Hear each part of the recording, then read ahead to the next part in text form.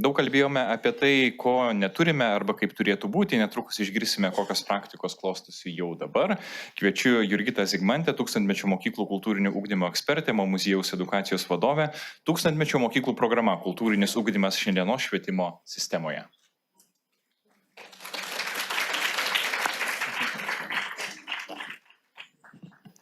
Tai sveiki, esu Jurgita Zigmantė, kaip pristatė, ir šiandieną trumpai pašnekėsiu apie kultūrinį ugdymą šiandienos švietimo sistemoje.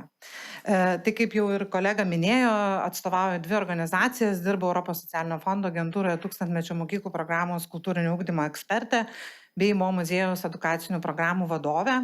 Ir iš tikrųjų tai kultūrinis ugdymas ir švietimas keliauja su manim kartu jau apie 20 metų. Labai domiuosi šią sritim ir ypatingai pastaruoju metu daug investuoju į mokytojų kvalifikaciją ir mokytojų kvalifikacijos kėlimą būtent per kultūrinį ugdymą ir per kultūrinės veiklas. Tai tam, kad surinkčiau jūsų dėmesį po visų pranešimų, noriu paklausti, kieno tai receptas? Tinginio. Kokiu dar variantų turime? Kokiu dar variantų yra? O kas išduoda, Agne, kad tinginio? Gaidelis. Ar turime dar kažkokio variantų? Nu, pažiūrėkite atidžiau. Maskarponės tortas. O kodėl maskarponės tortas? Taip, grietinėlė 35%.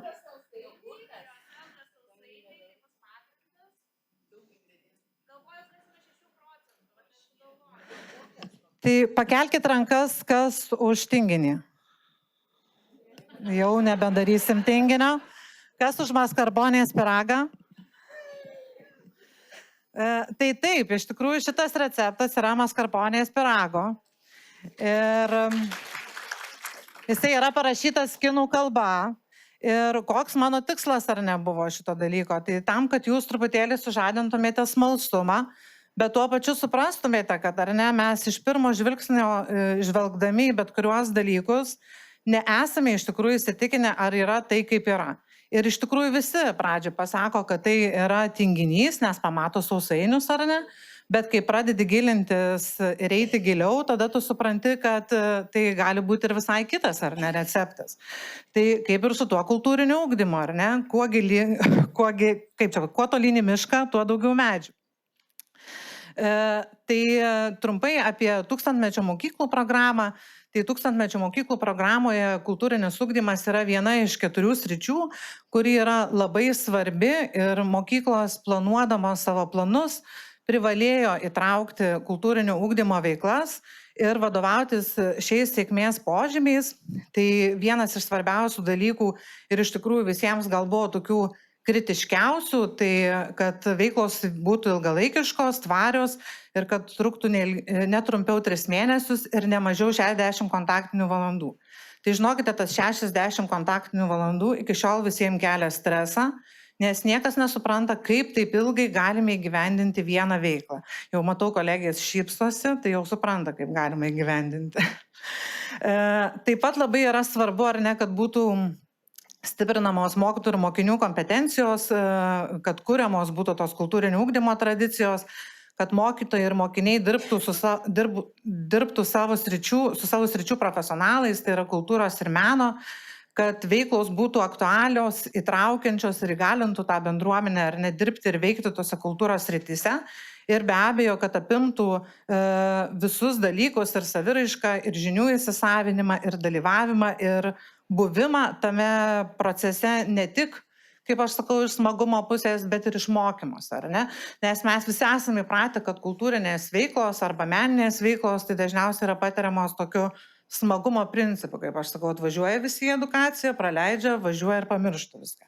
Bet gali atsitikti ir kitas ar ne dalykas, kad mes galime atvažiuoti mokytis, pabūti edukacijoje, grįžti ir toliau pratęsti šitos procesus mokykloje.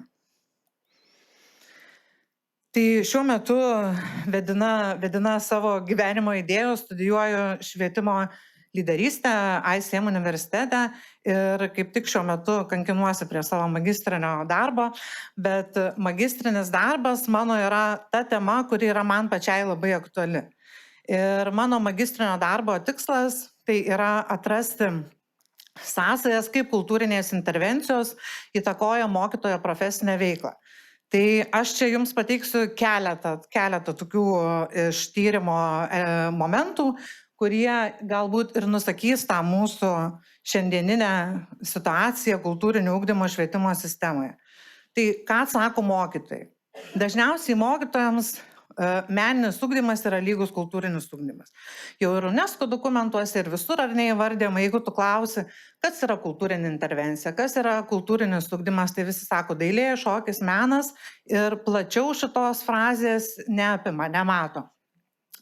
Tai nesuriša ar ne su tuo, kad kultūrinis ugdymas gali būti paremtas ir socialinėmis, emocinėmis, pilietinėmis intervencijos, apie ką ir kalbėjo prieš tai buvo pranešėjai. Taip pat kultūrinis ugdymas iš tikrųjų yra suprantamas kaip bet kokia mokykloje vykstanti minimali veikla. Tai netgi paprasčiausias metodas, kurį aš integravau į pamoką ar ne, jau mokytojai tai fiksuoja kaip kultūrinį ugdymą. Ir dažniausiai netgi pasimeta, kai tu paklausi, nes nežino tokios savokos ir nesupranta, apie ką tu kalbi.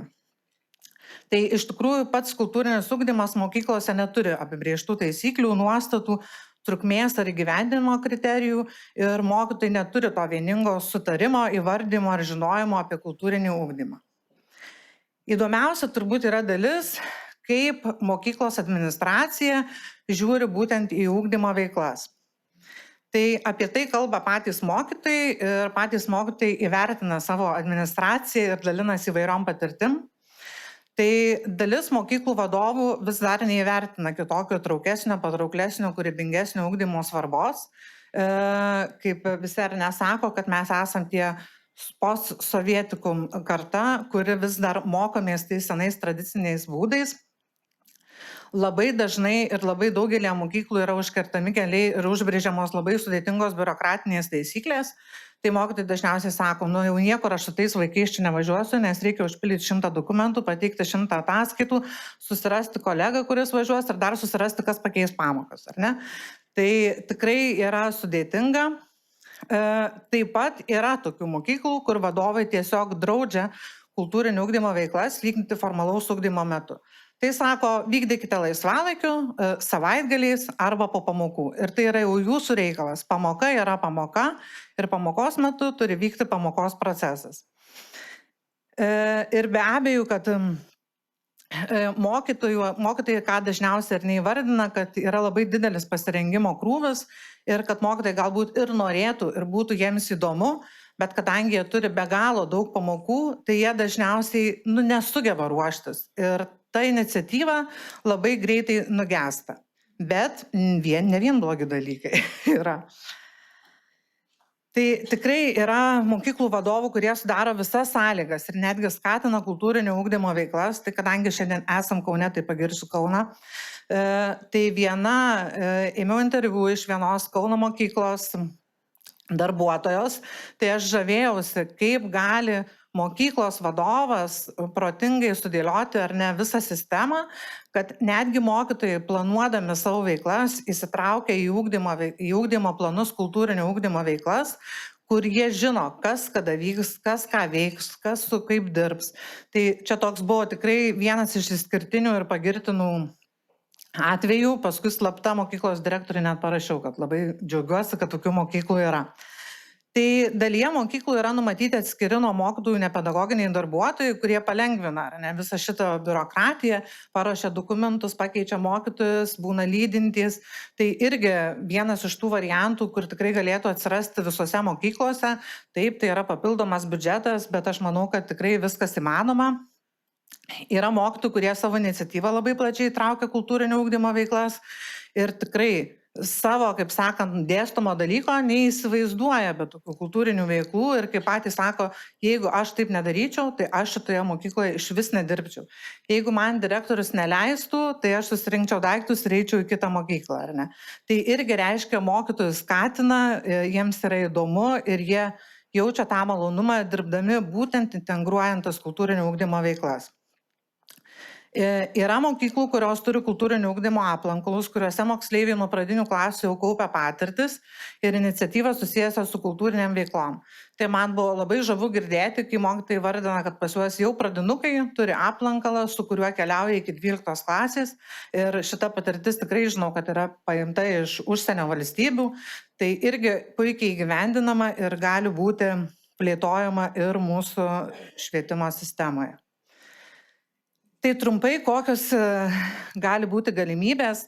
Tai pirmiausia, turbūt, apie ką mes ir visi čia kalbame, sudaryti galimybę kurti ir įgyvendinti nacionalinio lygmens programas, bendradarbiaujant su mokyklomis ir su nevyriausybinėmis organizacijomis.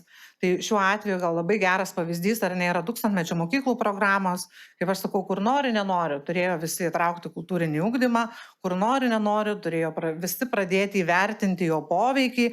Ir aš tikiuosi, kad po tų 26 birželio mėnesio tas poveikis tikrai bus dar didesnis ir mes jį galėsime matyti ir visi dalintis. Tai organizuoti tikslingus mokymus mokyklų vadovams, aš visą laiką galvojau, kad reikia labai į mokytojus investuoti, bet po šito tyrimo supratau, kad gal daugiau reikia į vadovus investuoti, nes jeigu vadovas tikslingai juda tą kryptimi ir suteikia tą laisvę mokytojams veikti, tai tikrai viskas mokykloje yra įmanoma, o jeigu vadovas to nepriima ir jam yra nepriimtina, tada ir užsikerta visi keliai. Tai be abejo, kad dalintis gerosiomis patirtimis, aš kaip sakiau tą pranešimą, kur kalbėjo švietimo kolega angliškai, reiktų prasiųsti visiems mokyklų vadovams ir mokytojams, kad suvoktų, kaip turėtų viskas būti. Be abejo, kad reiktų mažinti vidinę mokyklos biurokratiją, nes iš tikrųjų atrodo, kad biurokratija priklauso ir dokumentacija nuo mokyklos vadovo.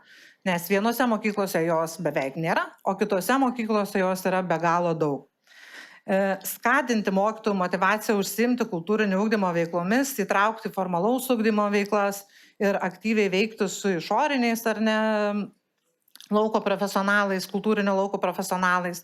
Ir taip pat skatinti ir finansuoti NVO bei kitus kultūros ir meno lauko profesionalus aktyviai veikti švietimo srityje. Tai iš tikrųjų, ar ne, mes turime dabar ne vieną ir ne dvi organizacijas, kurios puikiai veikia, įsijungia ir investuoja save į švietimo sistemą, bet tikrai turime ir galimybių plėstis ir įgyvendinti dar didesnės ir prasmingesnės veiklas. Tai pranešimą noriu pabaigti Anos Freud vaikų psichoanalizės pradininkės citata. Visada buvo žinoma, kad kūrybiškiams protams nekenkia net blogas mokymasis. Ačiū.